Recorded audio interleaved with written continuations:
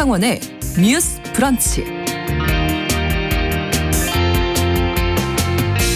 안녕하십니까. 아나운서 신성원입니다.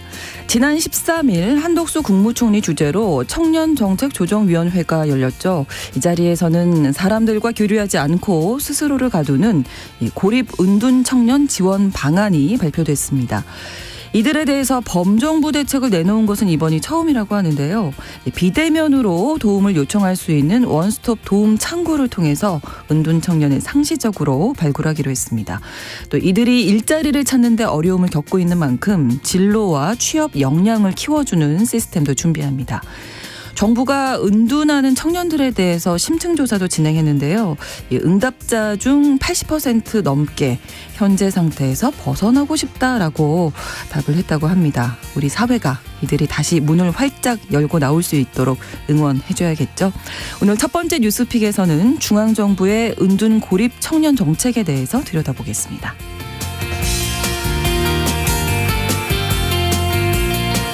올 한 해 동안 옷, 가방, 신발 등 의류 구매 얼마나 하셨습니까? 계절이 바뀔 때마다 입을 옷은 없고 또 그래서 자주 사게 되죠. 패스트 패션이라고 해서 꽤 저렴한 가격에 옷을 쉽게 구매할 수 있기 때문에 또 자꾸 쌓여가는 옷에 한 벌을 더 보태게 되기도 합니다. 자, 그렇다면 이 옷들은 어떻게 만들어지고 팔리지 않거나 버려지는 수많은 옷들은 어디로 갈까요?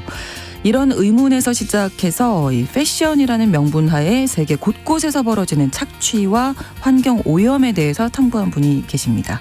스스로를 한때 쇼핑 중독자였다고 말하는 분이신데요. 이제는 옷을 사지 않은 지 5년이나 됐다고 하네요.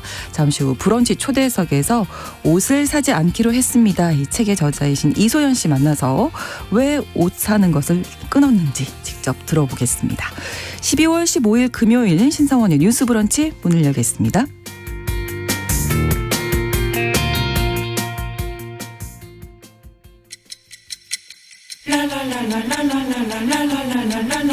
듣고 공감하고 진단합니다. 우리 사회를 바라보는 새로운 시선. 신성원의 뉴스 브런치 뉴스픽. 뉴스 브런치 청취자 여러분과 함께 소통하며 만들어갑니다. 실시간으로 유튜브 통해서 보실 수 있고요. 여러분의 의견도 기다리고 있습니다. 짧은 문자 50원, 긴 문자 100원이 드는 샵 9730, 우물정 9730번으로 의견 보내실 수 있고요. 또 라디오와 콩 앱으로도 많이 참여해 주시기 바랍니다. 금요일의 뉴스픽은 장윤미 변호사, 한겨레신문 박다혜 기자 두 분과 함께하겠습니다. 어서 오세요. 네, 안녕하세요. 네, 안녕하세요. 네, 지난 13일에 범정부 차원의 고립 은둔 청년 실태조사 또 지원 방안이 발표됐습니다. 전국 단위로 이런 조사가 있었던 게 처음이라고요? 네, 맞습니다. 그 고립 은둔 문제에 대해서 사회적 관심은 계속 높아지고 있는 추세기는 해요. 네. 그래서 뭐 지자체 차원에서는 뭐 우리가 이런 걸 좀 없애보겠다라는 정책들도 많이 그동안 나오고 있는데 이렇게 말씀해 주신 대로 전국 단위에서 그리고 사실 청년층을 타겟팅 해가지고 나온 거는 첫 실태 조사거든요. 네. 그러니까 그동안은 예를 들어 뭐 혼자 사는 사람에 대한 조사 이런 건 있었지만 네. 정확하게 이렇게 고립 은둔 청년으로 이렇게 정확하게 이제 해가지고 한 건 처음인데 이번 그 실태 조사를 보면은 전 그 청년 규모를 이제 그 2022년 청년 3 실태 조사를 지난 5월에 발표를 한 적이 있어요. 근데 네. 그때 당시 전반적인 추산 규모를 한 54만 명 정도 있을 것 같다라는 추산 결과가 나온 적이 있거든요. 근데 네. 그러면 이 54만 명이 실제로 어떤 사람들인지 왜 이렇게 고립이 되었는지 어떤 어려움을 겪고 있는지 조사를 해보자라고 해서 이제 한국보건사회연구원에서 연구를 했습니다. 네. 자, 당사자들의 심층 인터뷰에서 분석한 논문도 하나 나왔는데 은둔의 원인에 대해서 이제 먼저 좀 알아보면 좋을 것 같아요. 네, 그 논문을 같이 소개를 해드리면요. 네. 그 한국사회복지학회가 발간하는 한국사회복지학 그 학회지에 청년 은둔형 외톨이의 경험과 발생 원인에 대한 분석 이런 논문도 게재됐습니다. 네. 이거는 이제 그 앞서 말씀드린 한국보건사회연구원에서 한 실태조사랑은 별개이기는 한데요. 네. 이거는 이제 연구팀이 이제 한 3개월 이상 은둔 고립 생활을 좀 지속한 여기서는 만 19살에서 34살 청년 청년들을 심층 인터뷰에서 이들이 왜 이렇게 되었는지 아니면은 이게 좀 고립과 은둔이 길어지면서 좀 어떻게 바뀌었는지 이런 걸 짚어봤고요. 네. 앞서 그 한국보건사회연구원 조사는 청년 기준을 19만 19살에서 만 39살까지 두고 네. 한 조사예요. 그래서 약간의 차이는 있지만 어쨌든 둘 다 청년층을 상대로 왜 고립과 은둔을 하게 되는지를 살펴봤다는 데선 공통점이 있습니다. 네. 원인은 뭐 어떤 이유들이 있을까요? 네. 네. 네네. 아, 두 분 중에 어떤 분이 말씀하실까요? 네. 주로 이제 가장 큰 거는 네. 아무래도 취업인 것 같아요. 취업이랑 취업, 사회관계, 뭐 학업 뭐 이런 것들. 네. 네. 그래서 취업과 뭐 어떤 사회적 관계 그게 이제 그 하나 둘 그 1, 2위였는데 네. 대부분 이 고립 운동을 겪는 시기가 보니까 대학을 졸업하고 그 처음 사회에 나갈 시기에 많이 좌절을 겪으면서 그렇게 되더라고요. 그래서 아마 1위의 원인이 취업이었을 거고 저는 이게 약간 이 조사가 우리가 고립 운동이라서 뭐 대단히 특별한 것처럼 사실 네네. 볼 수도 있지만 그게 아니라 그냥 정말 우리 사회의 딱 단면을 지금 딱 보여준 것 같은 지금 청년들이 왜 힘든가를 보여주는 조사가 아니었을까 네. 그런 생각이 들었습니다. 네. 은둔한 분들이 이제 계속 좀 은둔만 하는 게 아니라 좀 이제 나도 나가야 되는데 이런 네. 생각도 많이 한다고요. 이게 지표로 확인이 되고 있더라고요. 저희가 네. 흔히 은둔형 외톨이다 이러면 사회와의 어떤 거리를 그냥 완전히 멀리하고 네. 본인 스스로 의지로 그런 삶을 선택했다. 그러니까 사회로 나올 의지나 뭐 이런 생각이 상당히 약한 거 아니냐라고 생각할 수 있는데 그렇죠. 실제로 당사자들한테 물었을 때 무려 80.8% 거의 대부분이라고 보여지는 이 응답자들이 저 이 현재 상태를 벗어나고 싶어요 라고 답변을 했다라는 겁니다. 그러면 본인 그런 생각을 현실로 옮기려고 네. 실제로 외부에 사회생활 다시 해보려고 일상복귀 시도한 적 있습니까? 67.2%가 네라고 답했다는 거예요.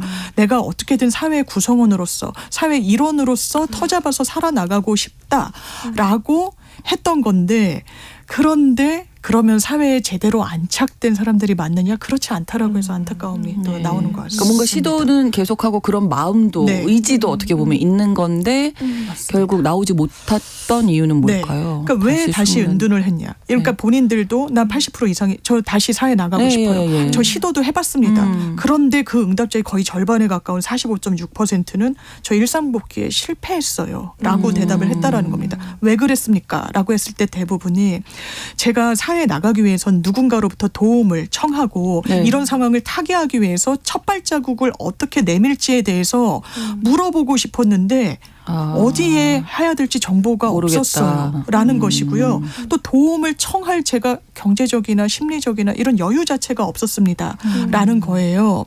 그런데 이 관련된 조사 내용을 보면 그럼 도움을 누구한테 청하느냐? 가족한테 잘 청하지 않는다는 거예요. 워낙에 단절이 돼서요. 외부에서 나를 도와줄 사람들, 객관적으로 내 상황을 진단하고 조언해 줄 사람들을 찾는데 그곳이 어디인지를 잘 모른다는 겁니다. 모르니까 이제 예, 실패한 그런데 거죠. 전문가들은 적시에 도움의 손길이 미치지 못하면 더 안으로 움츠러들게 된다라고 지적하고 있습니다. 시도는 해봤는데 도움을 받을 기관이나 뭐 또 어디에서 받아야 될지 몰라서 네. 다시 들어간다. 그러면 이제 이때가 중요하네요. 첫 네. 발자국을 내밀 때 네. 어떻게 지원을 지원해줄 해야 것이냐. 할지. 네. 네.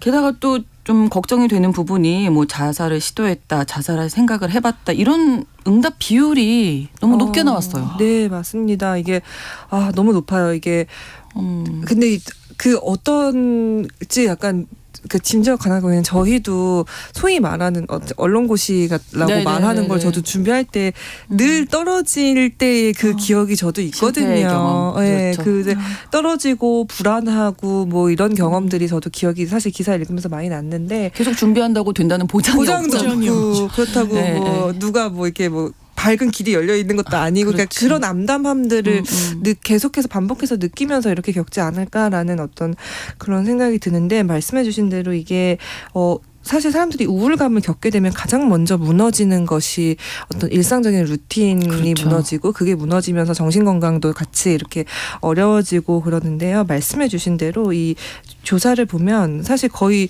그 응답한 분들의 2명 중 1명은 신체 건강도 좋지 않고 네. 정신 건강이 좋지 않다는 대답은 정말 높아요. 63.7%예요. 정말 높죠. 그리고 말씀해 주신 정말 우려되는 거는 이 중에 75.4%가 자살 생각을 한 적이 있다.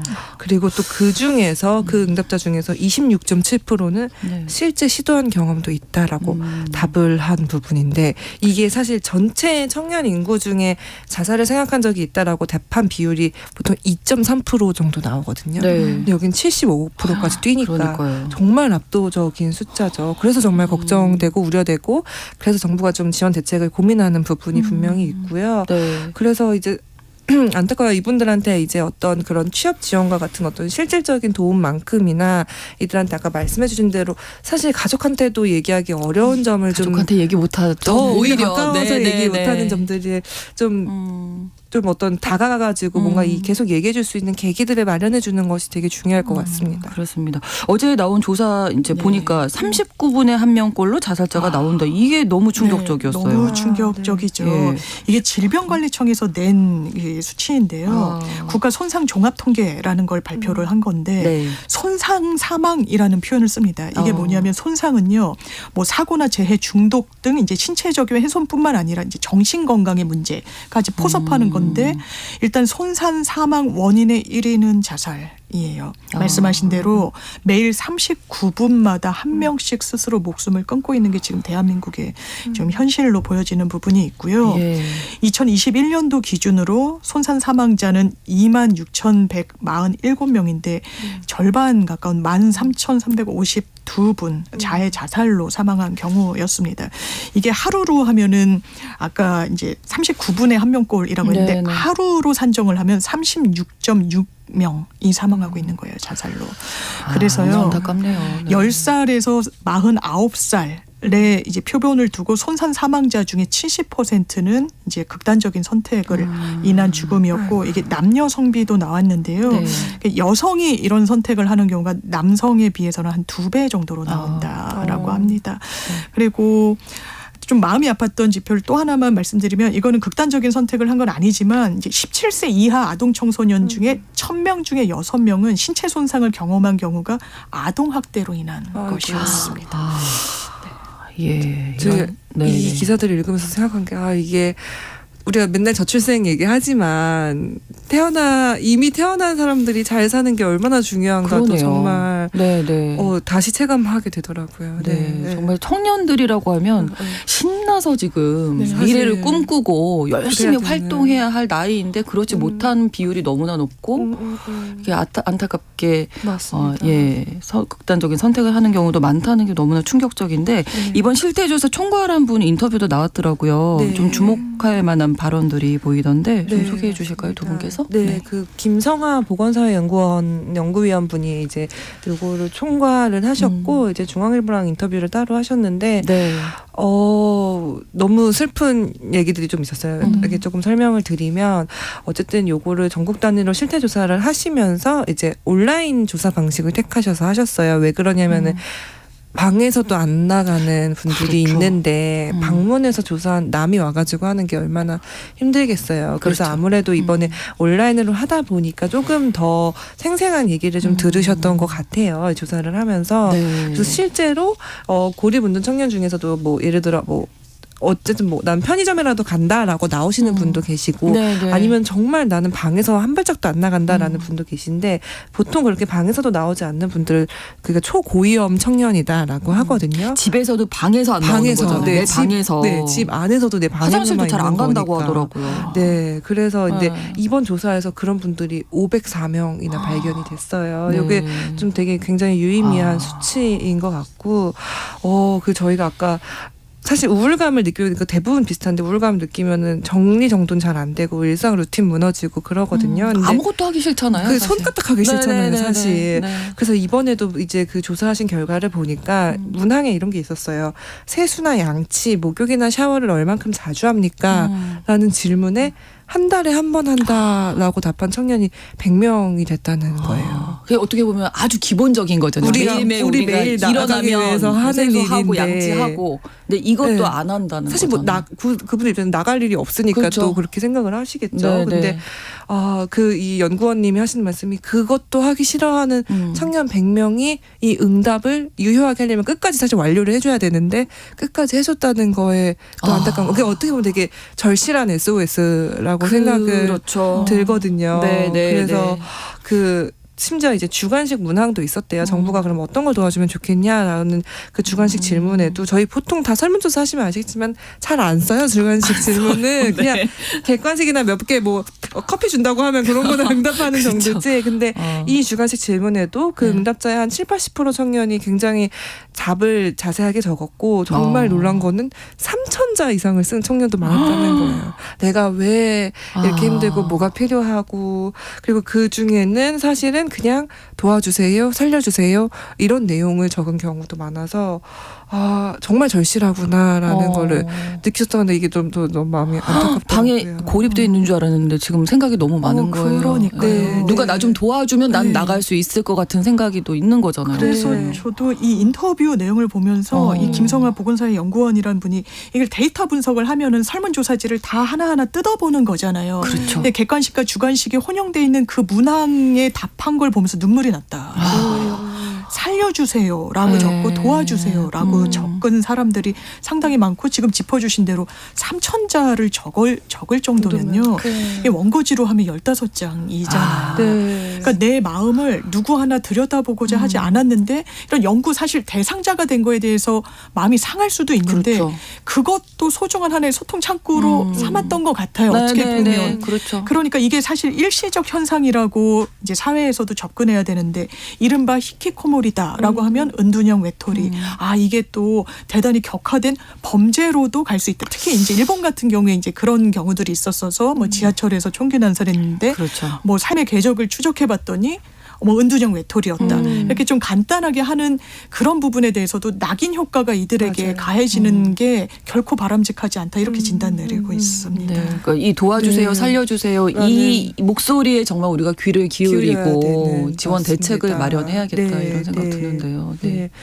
너무 잘 중요한 점을 짚어주신 것이 최근에 왜 우리 흉기 난동 범죄들이 네, 네. 있었잖아요. 그래서 그걸 이제 이상 동기 범죄라고 불렀는데 특별한 어떤 동기 없이 이제 뭐 신림역이나 이런 데 사건이 있어서 그렇게 정부가 명명을 했는데 그때 당시 정부도 내놓은 대책이 이 사람 사실 은둔하는 사람이었다라고 얘기를 했어요. 근데 그렇게 될 경우 사실 이 조사에서 드러났다시피 이거는 굉장히 한국 사회에서 현재 보편적으로 겪을 수 있는 우리가 어떤 삶의 단계를 이행해 나감에 있어서 사실 누구나 겪을 수 있는 문제고 어떻게 보면 저는 그 생각이 들었거든요. 역시 한국 사회는 정해진 나이에 뭔가를 해야 한다는 압박이 굉장히 큰 사회잖아요. 네, 네. 그래서 이제 이따가도 얘기했지만 청소년들도 대입을 실패했을 때가 이 은둔하는 가장 결정적인 계기가 되고 네. 대학을 졸업한 친구들은 취업에 실패했을 때가 그렇죠. 되고 네, 네.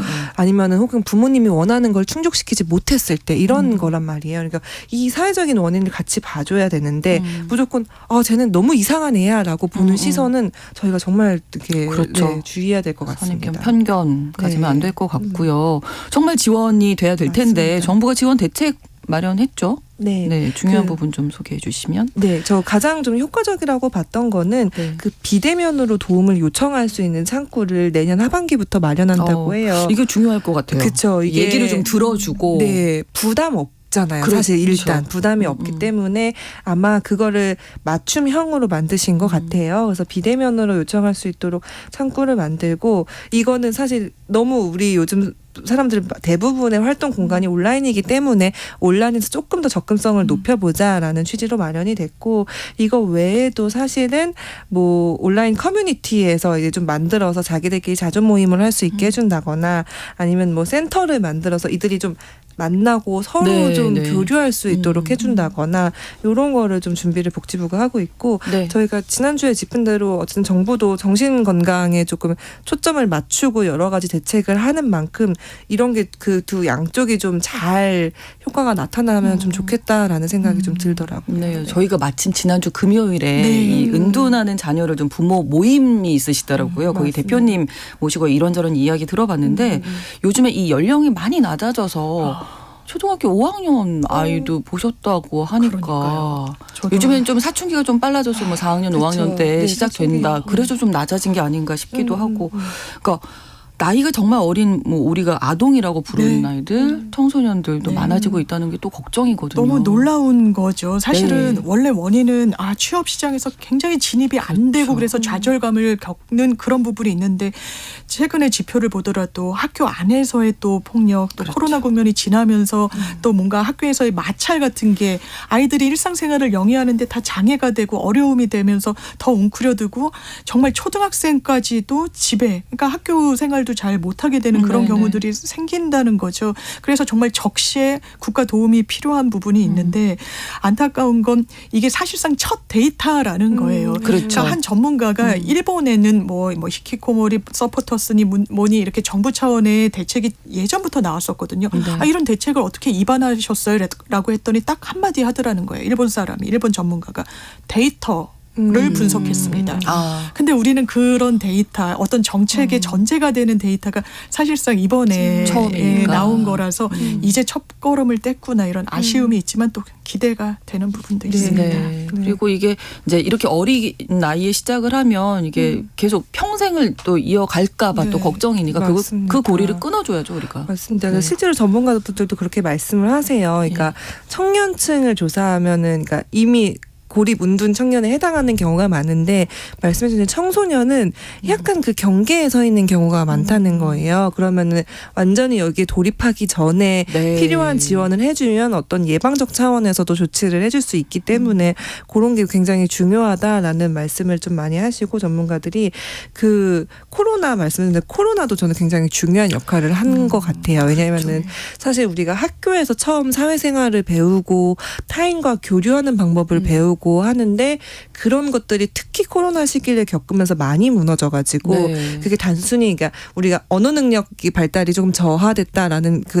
점수와 같은 통계도 나오지만 실제로 우리가 누군가를 사귀고 교류하는 걸 굉장히 낯설어하거나 아니면 저희도 한번 다뤘었는데 그 급식기 시간에도 마스크를 벗지 않거나 뭐 네. 이런 식으로 그런 인간관계 교류하는 것 자체에 어려움을 느끼는 경우가 많다 보니 그때 한 3년 동안 계속 뭐 이렇게 누구 만나지 너무, 말아라 네, 뭐 하도 이런 얘기 너무 그랬으니까. 많이 했잖아요. 맞습니다. 그게 사실 코로나를 막는 데는 굉장히 효과적인 그렇죠. 정책이었지만 그 엄청 후폭풍을 길게 저희가 견뎌야 되는 건 거죠, 사회가. 그래서 네. 그런 거에 대한 우려가 그때도 많이 제기가 되긴 했는데 그런 영향들이 좀 있는 것 같아요. 그래서 네.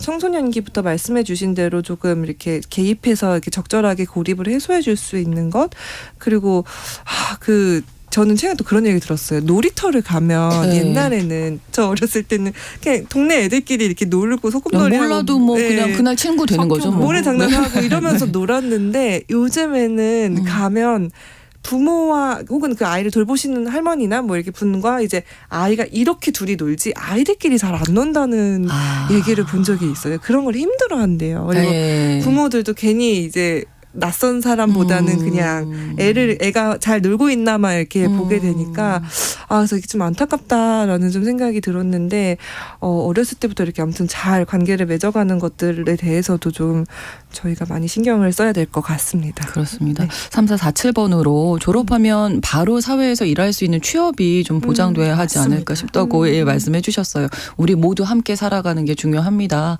꿈 많은 시절을 은둔 생활했다는 게 마음이 아픈데 지금이라도 좋은 정책 펼쳐주신 분들께 감사드립니다. 이렇게 말씀해 주셨거든요. 예.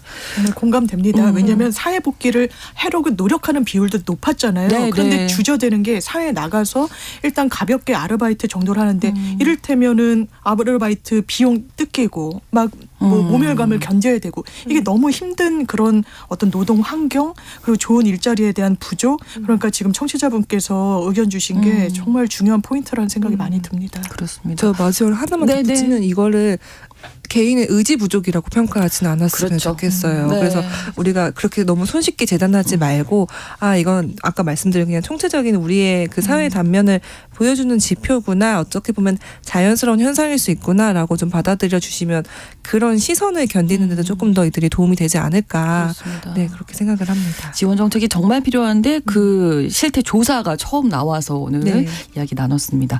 뉴스 브런치 1부 마치고 2부에서 뉴스픽 계속 이어가고요. 11시 30분부터 일부 지역에서는 해당 지역 방송 보내드리겠습니다.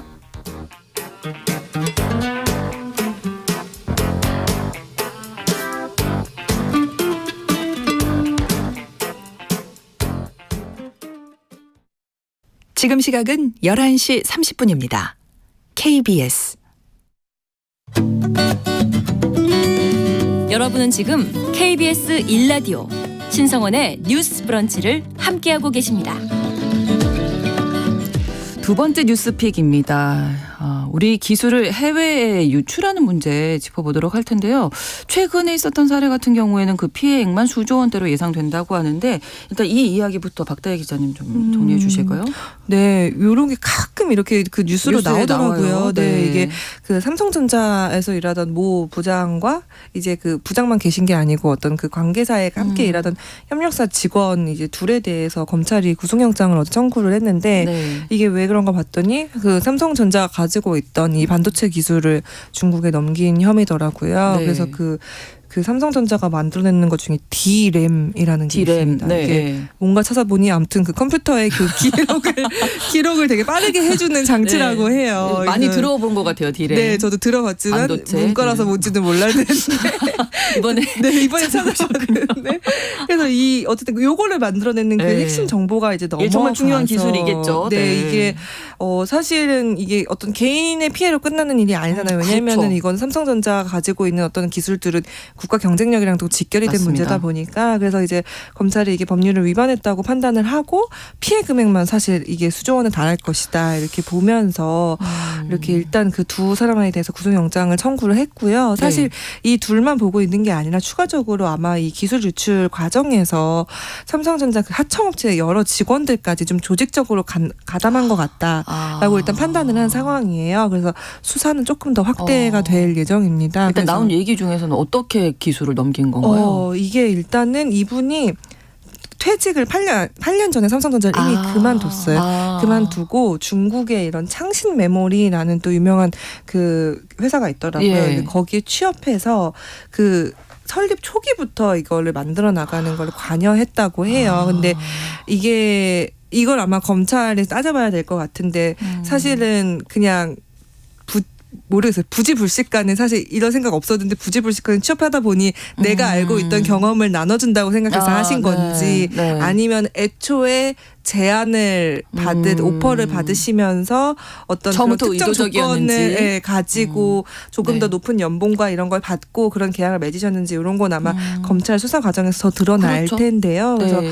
어쨌든 이 설립 초기에 그 창신 메모리라는 회사가 성장하고 뭔가를 만들어내는 동안 계속 관여를 했다는 그런 혐의를 받고 있고 실제로 이 네. 창신 메모리가 설립된 지 얼마 안 됐어요. 2016년에 설립이 돼서 됐는데 이 현재 중국에서 되게 유일하게 뭐 D램을 생산하고 있는 곳이고 지난달에는 심지어 중국 최초로 5세대 초저전력, 그러니까 전력을 조금 쓰고도 활용할 수 있는 D램을 개발했다고 공개를 했는데 이 과정에서 사실 삼성전자가 쌓아온 이 기술은 사실 그 기업의 비밀일 텐데 그렇죠. 그게 유출됐다고 보고 있습니다. 일단 이 기술 유출한 사람들에 대해서 오늘 오후에 구속심사가 있다고 하는데 이게 어떤 혐의일까요? 네. 이게 일반 형법으로 다스리는 게 아니라 네. 당연하지만 국기라고 해서 국가 기술을 유출했을 땐 대한민국의 미래 먹거리가 해외로 반출이 되는 겁니다. 그렇죠. 당연히 강하게 처벌할 수밖에 없어서 산업기술의 유출 방지 및 보호에 관한 법률이라는 특별법이 있어요.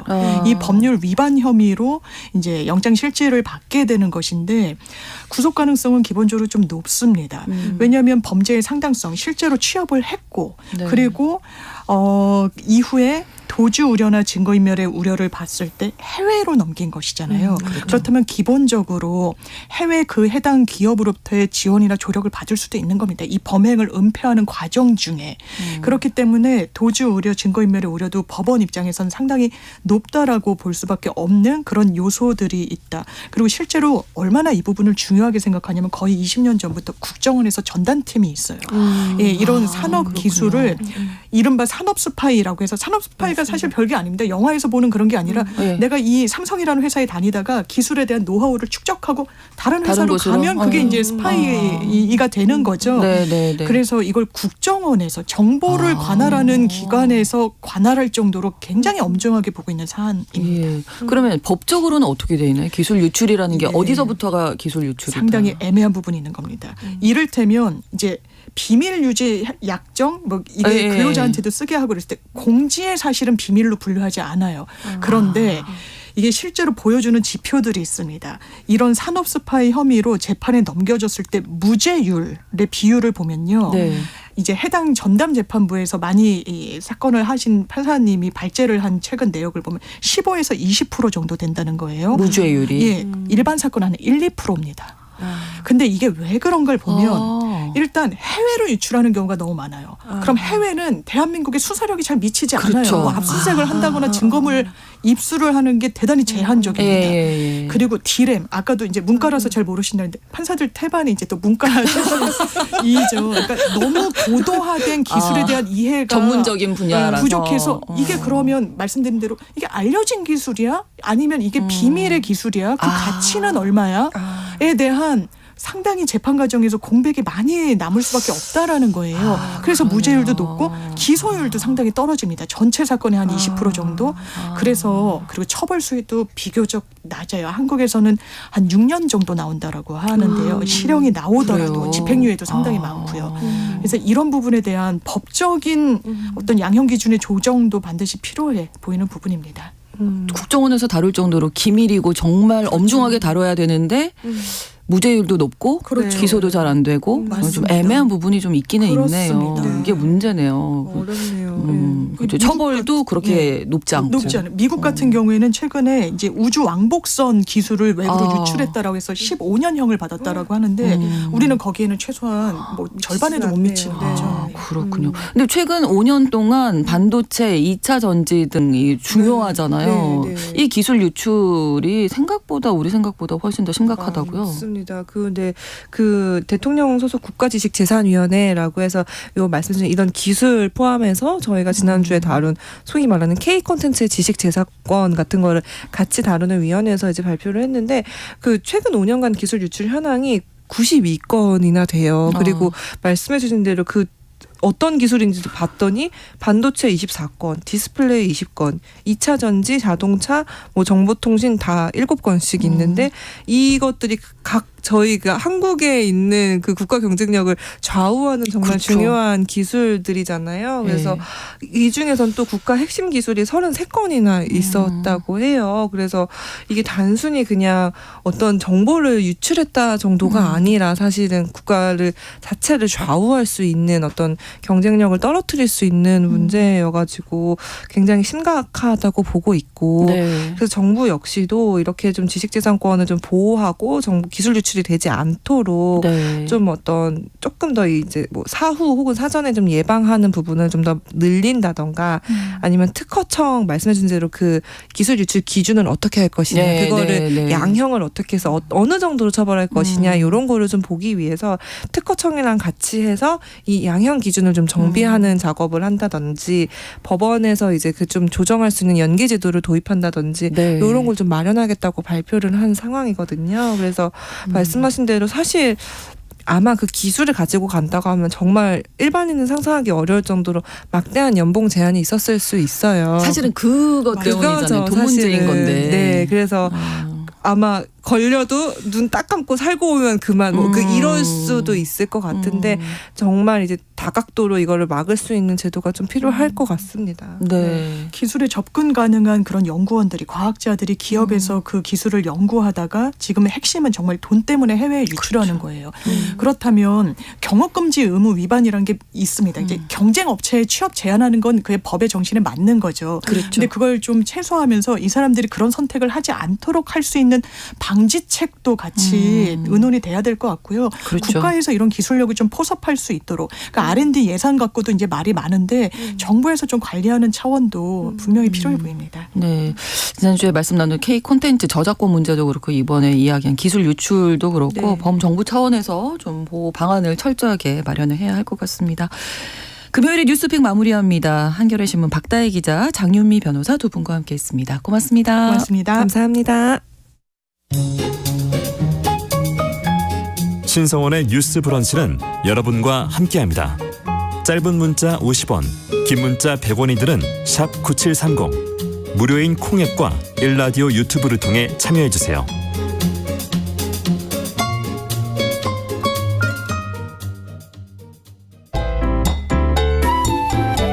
오늘의 인물을 만나봅니다. 뉴스 브런치 초대석. 우리가 매 계절마다 사는 그 많은 옷들은 어떤 구조 속에서 만들어지고 어디로 사라지는 걸까요? 이런 의문으로 패션이라는 명분하에 세계 곳곳에서 벌어지는 착취와 환경 오염에 대해서 탐구해서 책을 낸 분이 계십니다. 무려 5년 동안 이나 옷을 사지 않고 있다고 하시는데요. 오늘 브런치 초대석에서 옷을 사지 않기로 했습니다의 저자이신 이소연 작가와 이야기 나누겠습니다. 어서 오십시오. 반갑습니다. 네, 반갑습니다. 근데 정말 옷 안 사세요? 이제 겨울이 됐잖아요. 코트 네. 한 벌, 뭐. 이런 거 유혹이 사셔야죠. 문득문득 여전히 있지만 네. 아직까지 잘 안 사고 지켜오고 있습니다. 지금 이 니트는 언제 구입하신 요거는 건지 한 혹시? 6, 7년쯤 아, 대학생 그래요? 때. 네. 근데 대학생 때? 네, 멀쩡하죠. 졸업하신 지 얼마 안 되셨군요, 그러면. 아니에요. 한 6, 7년 정도 됐는데 보풀이 정말요? 조금 있긴 하지만 전혀 오히려 그렇게 안 보였어요. 요즘에 네. 이런 스웨터 유행이잖아요, 또. 맞아요. 바지는 또 교환해서 입은 바지로 해서 오. 입고 와봤습니다. 아니 근데 우리가 사실은 뭐 예전 옷 유행이 돌고 돈다 이런 얘기도 해서 가지고 있어는 봤거든요. 네. 근데 이게 미세하게 좀 달라지더라고요. 맞아요. 같은 조금씩. 복고풍이어도 부츠 것도 살짝 좀 달라요. 맞아요. 그래서 내가 괜히 갖고 있었구나. 이런 생각 많이 하게 되는데. 맞아요. 저도 이 옷 안 사기 시작하면서 엄마 옷장을 많이 찾아봤거든요. 네. 이 유행이 도니까 한번 입어봐야겠다. 네네. 근데 너무 트렌드가 빨리 변하고 또 달라지니까 미세하게 바뀐 부분은 수선을 해서 입거나 그 위에 이제 레이어드를 조금 아이템을 조금 더 더해서 입거나 하는 식으로 뭐 색감만 잘 활용을 해본다거나 패턴이 비슷한 게 유행한다면 그걸 입어본다던가 네네. 이렇게 한번 해보고 있어요. 근데도 유행이 너무 빨라서 네. 활용하기가 진짜 어렵게 느껴지는 것도 있는 것 같아요. 그러면 책 제목처럼 옷을 사지 않기로 했습니다라고 다짐했던 어떤 뭐 그 이유가 있으셨을까요? 원래 디자이너가 꿈이셨던 분이시라 네네. 누구보다 패션과 유행에 민감하셨을 것 같으면 정말 많이 사셨을 것 같은데. 진짜 많이 샀어요. 있죠? 그런 경험이 있으시죠? 네. 네. 진짜 밥 먹듯이 밥 먹듯이. 이게 과장이 아닌 게 하루에 네. 하나씩 샀던 때도 있었거든요.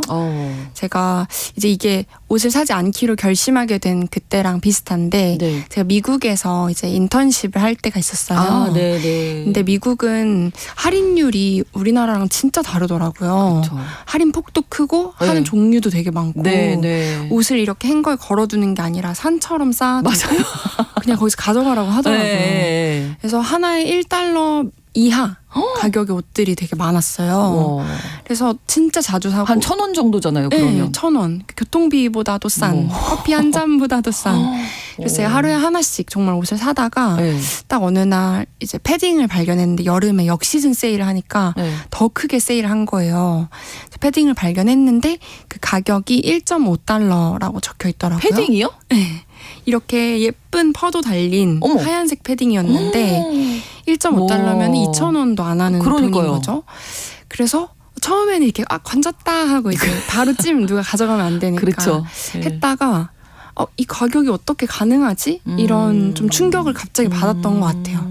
그래서 일단은 얘는 내려두고 집에 네. 가서 그날로 밤에 한 2-3시간 요 정도 찾아봤어요. 이 패스트 패션의 가격이 어떻게 이렇게 저렴할 수 있을까 네, 네. 찾아보고 나서 알게 된 그런 진실들을 보고 조금 안 사봐야겠다, 줄여봐야겠다 이런 생각을 하면서 이제 옷을 사지 않기로 결심을 하게 됐습니다.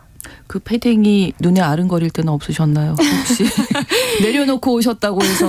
저걸 분명히 또 누가 사갔을 텐데 그렇죠. 내가 안 사는 게 이게 뭐가 의미가 있나 이런 걸 그렇죠.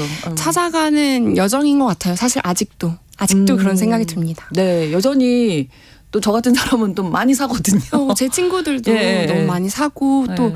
그게 워낙 일상이었다 보니까 저도 그것에서 벗어나기도 쉽지 않고 근데 그래서 더더욱 이렇게 부단히 안 사보자. 그러니까 줄이는 것보다 그냥 안 사봐야겠다. 이렇게 한번 결심을 했던 것 같아요. 네, 그런 지가 이제 5년이 지나셨는데 네. 사실 뭐 옷만이겠습니까? 가방, 신발. 여자들은 정말 살 게 너무 많잖아요. 맞아요. 근데 항상 할 게 없어요. 입을 것도 없고. 그러니까 매일 샀는데 매일 입을 옷이 없었다는 거는 이거 어떻게 된 일일까요? 그러니까요. 이거 진짜 네. 꼭 저는 환경적인 문제 이런 것 때문에 관심을 가졌지만 네. 꼭 환경이 아니더라도 좀 이상하잖아요.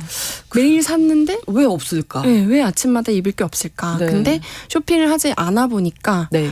오히려 안 사니까 입을 옷이 더 많아졌다. 오. 전 이렇게 느끼거든요. 아, 네, 네. 제가 언니랑 같이 사는데 네. 처음에 언니가 옷 안 산다고 했을 때 진짜 왜 저러냐. 너 내 옷 입으려고 그러지 하면서 그렇죠. 자매들끼리는 또 그게 네. 좀 민감한 내 거 문제잖아요. 입으려고. 네. 근데 최근에 언니도 네. 근데 진짜로 옷을 고민하는 시간이 좀 줄어든 것 같다? 이렇게 네. 체감을 하더라고요. 그래서 오히려 쇼핑을 줄일 때 우리 옷장 안에 있는 옷을 좀 더 잘 입게 되는 것도 있는 것 같아요. 네, 잘 찾아보게 되고. 네. 예, 대충 눈으로 보고, 나 입을 옷이 없어. 이러고 또 이제 옷가게로 가게 되는 네. 점도 있기 때문에 네, 아마 네. 다들 공감을 하실 것 같은데요. 패스트 패션 말씀을 해주셨는데 이렇게 정말 뭐 말도 안 되는 싼 가격에 유행을 담아내니까 인기가 있을 수밖에 없는데 이런 가격이 가능한 구조 이제 공부를 좀 하셨다고 하셨잖아요. 이제 맞아요. 방송으로 말씀을 해주신다면. 크게 3가지가 있을 것 같은데요. 그 비결, 저렴한 옷의 네. 비결. 첫 번째는 값싼 원단인 것 같아요. 그러니까 원단 자체가 너무 싸니까 네. 옷 가격도 저렴해진 그렇죠. 건데 이제 일회용 플라스틱 뽑아낼 때 네. 저희 컵 되게 싸잖아요. 네. 가격도 안 받잖아요. 네, 네, 네. 테이크아웃 한다고. 그러니까 그 정도로 저렴한 그 석유에서 뽑아낸 원단, 석유에서 뽑아낸 섬유 이게 이제 합성 섬유인데 저희가 흔히 알고 있는 뭐 나일론이나 네. 이런 소재들이 다 합성 섬유거든요. 그렇죠. 그래서 그런 플라스틱, 그러니까 석유에서 뽑아내는 합성 섬유의 등장으로 옷 가격 자체가 저렴해졌다. 그래서 이 유행의 주기에 맞게 되게 빠르게 많이 부담 없이 만들어낼 수 있게 된 거죠. 네. 그리고 또 두 번째는 노동력 착취라고 볼 수 있을 것 같은데요. 노동력 착취. 네, 누군가에게 정당히 지불이 되었어야 할 돈을 제대로 주지 않고 네. 그걸 조금 더 낮춰서 드리거나 아니면 열악한 환경에서 많이 일하게 함으로써 가격을 싸게 할 수 있었던 거죠. 이런 것들은 보통 이제 임금이 저렴한 개발도상국에 그 노동이 전가되고 있었고 그러니까 저는 이제 옷 안감 보면 분명히 봤었던 것 같아요. 메이드 인 베트남, 네, 뭐 네, 메이드 인 네. 방글라데시 이렇게 네. 봤는데 그 안에서 실제로 어떤 착취가 일어나고 있었나를 봤을 때는 제 나이 또래와 비슷한 노동자들이 일을 하거나 아니면 저보다 더 어린 학생들이 학교에 가지 않고 일을 하고 저렴한 노동의 그 대가를 받고 있었기 때문에 네. 제 옷도 저렴해졌다. 그리고 세 번째는 환경 오염인데요. 그러니까 결국에 오염이 싸니까 기업이 제대로 처리하지 않고 네. 그냥 폐수를 그냥 내보내거나 그냥 그 폐기의 과정에서도 엄격하게 책임져야 할 걸 책임지지 않고 그냥 우리가 살아가는 생태계에 전가를 하는 거죠. 그런 규제도 없고 또 개발도상국일수록 그런 규제가 많이 없는데 그렇죠. 그 허점을 이용해서 정당히 치러야 할 비용을 마찬가지로 치르지 않아서 이제 저렴한 옷이 이렇게까지 싸질 수 있었다는 걸 좀 발견을 했던 것 같아요. 이 외에도 뭐 목화를 재배하는 과정에서의 문제라던가 이런 것도 다 옷을 저렴하게 만드는 비결, 뭐 요인 중 하나인 것 같습니다. 특속에서 라나플라자 의류공장 붕괴 사건 네. 언급하셨거든요. 맞아요. 제가 가장 인상에 오래 남아있던 그러니까 제가 옷을 못 사겠다라고 생각하게 된 딱 장면이었어요. 이 라나플라자 붕괴 사건이 네. 2013년 4월에 이제 방글라데시에 있는 의류 공장이 무너진 사건인데 네. 당시에 1,200여 명의 노동자들이 사망을 했어요.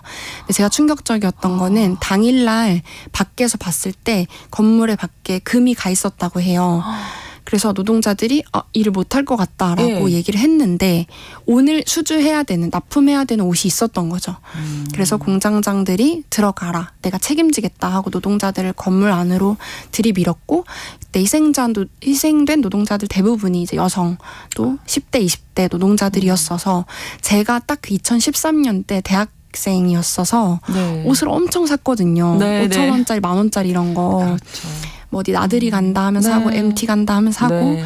근데 나는 사고 있을 때 여기서는 이게 무너졌구나. 4월이면 이제 막 한창 봄나들이 간다고 그렇죠. 봄옷 살 때였을 거란 말이죠. 네, 네. 그래서 그게 이제 교차가 되면서 그 충격이 더 와닿았던 것 같아요. 제 또래 친구들이었겠구나 이런 그러네요. 생각에 네. 그랬던 것 같습니다. 자, 그러면 그 누군가 책임이 졌나요? 책임진다고 누가 얘기했다고 하는데. 근데 그래서 그때 이제 H&M이나 뭐 이런 패스트 네. 패션에서 그런 제도를 마련을 하겠다라고 네. 했는데 제가 책을 쓰면서 조사한 바에 따르면 2021년까지도 이제 노동자들이 사망하는 일, 그러니까 뭐 직장 내 괴롭힘이라던가 네, 아니면 네. 너무 열악한 환경 때문에 사망하는 일도 있어서 해결되지도 또 책임지지도 않고 있는 그런 상황인 것 같습니다. 사실 한 시즌이면 뭐 전 세계적으로 뭐 옷, 가방, 신발 얼마나 많이 생산이 되겠어요. 그러니까요. 근데 이게 어디로 가나요? 우리가 이제 예를 들어 나 오늘 비워야지. 오늘 말씀 듣고 비우면 이제 어디 뭐 의류 수거함에 넣던지 뭐 다른 방법으로도 많이들 요즘 이용을 하시던데 어떻게 되는 거예요? 처리가? 그러면? 이게 이제 저희가 초록색 그 네. 의류 수거함에 넣잖아요. 좀 네네네네. 기분 좋게 네. 어딘가에 쓰이겠지. 저는 그렇게 생각했는데 그쵸. 또 아니라는 얘기를 최근에 들은 것 같아서. 그 옷 중에 100벌이 버려진다고 하면 네. 몇 벌이나 우리나라에 남아 있을까요? 우리나라예요? 네. 그래도 한 반은 남아있지 않을까요? 한 50벌? 너무 쉽게 생각했나요? 딱 말씀하신 것의 10분의 1, 한 5%, 5벌 정도, 100벌을 넣으면 5벌 정도만 우리나라에 남아있고 네. 나머지는 다 수출이 되는데요. 네. 이게 이제 수출 아니면 기부라는 이름으로 버려지고 있는 거예요. 근데 이게 아이러니한 게 만들어지는 것도 개발도상국이었잖아요. 네. 임금이 저렴했던. 근데 버려지는 것 역시 그걸 저렴하게 가져갈 그 쓰레기를 그냥 이걸 자원으로 생각해서 우리가 잘 활용해 볼게라고 이제 개발도상국 정부들이 사가요. 네. 그러면 이제 지원금도 주고 이렇게 해서 이제 그런 처리를 하는 건데 이게 저희 옷을 생각해 보면 지퍼도 달려 있고 단추도 그렇죠. 달려 있잖아요. 재질이 다 다르잖아요. 다 소재가. 다르죠. 안감, 네. 겉감 다 다르고. 그렇죠. 근데 요거를 재활용한다고 했을 때는 엄청나게 많은 기술과 자본, 노동력이 들어가는데 그걸 처리하는 것보다 아까 말씀드린 것처럼 합성섬유를 뽑아 쓰는 게 싸다 보니까 네. 재활용을 할 이유가 없어요. 그러니까 폐기하는 게 훨씬 싼 거죠. 그러니까 폐기한다는 게 뭐예요? 그냥 태워버리는 거예요? 쌓아두거나 태우거나. 근데 태우는 것도 시설이 필요하기 때문에 개발도상국에서는 그냥 쌓아둡니다. 그래서 이게 이제 관심 있는 분들은 그 KBS에서 네, 나왔던 네. 다큐멘터리 참고해 보시면 그 산처럼 쌓여 있어서 그 산 위에서 소들이 그 옷을 여물 씹듯이 씹고 있어요. 그래요? 그래서 그게 진짜 하물며 소각도 되지 않고 그냥 쌓여 있어서 강으로 흘러가거나 이제 뭐 미세 플라스틱 문제로 이어지거나 그렇죠. 네네네. 이렇게 돼서 그게 뭐 남의 나라 이야기야라고 하기에는 다 바다와 강을 통해서 그러네요. 우리 생태계 전반에 악영향을 미치고 있다. 그래서 저희는 그 초록색 기부함에 기분 좋게 넣었을지 모르겠지만 약간 죄책감 가져야 되겠는데요? 거기다 버리는 것도? 그러니까 버리는 것보다 네. 이제 잘 활용해 보는 거. 네, 그게 제일 중요할 것 같아요. 예. 명품도 엄청나게 비싸잖아요. 그쵸. 이 명품도 그렇게. 명품도 그래서 저도 이제 이 문제를 발견했을 때 네. 그러면 돈을 많이 벌어서 비싼 옷을 네. 사면 오래 되려나? 입자. 네, 뭐 오래 이런 입으면 얘기도 많이 되려나? 하거든요. 근데 그것도 또 아이러니한 게 명품은 명품대로의 또 문제가 있는 게 그 본인들의 브랜드 이미지 네. 또 이런 거를 지키기 위해서 팔리지 않으면 패스트 패션은 세일이라도 하잖아요. 그렇죠. 그래서 이제 계속 팔게 하려는 건데 네.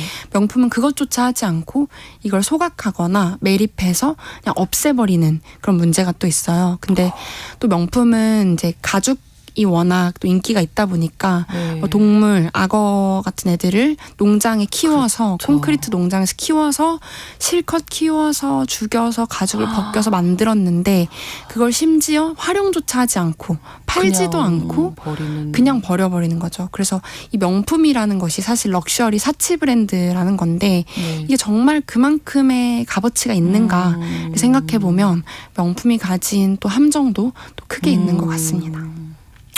아, 오늘 좀 어떻게 해야 될지 다 버리자니 그렇고 좀 활용을 잘해야겠다 뭐 많은 생각이 드는데요. 5년 동안 어쨌든 옷을 그래서 이제 안 사시고 어쨌든 이렇게 저렇게 이제 활용해서 입으시는 거잖아요. 요것도 좀 감각이 있어야 가능하지 않을까. 정말 입을 옷이 없을 수도 있거든요. 잘못하면. 아, 이런 맞아요. 팁 같은 거 좀 알려주실 수 있을까요? 팁 크게 두 가지 있을 것 같은데요. 네. 첫 번째는 일단 쇼핑몰 앞에 서지 말고 옷장 앞에 서봐라. 그러니까 저는 옷장에 있는 옷들이 대부분 구겨져 있거나 빡빡하게 들어가 있잖아요. 맞아요. 어디에 뭐가 있는지도 잘 몰라요. 모른단 말이죠. 그러니까 입을 옷이 없어요. 그러니까요.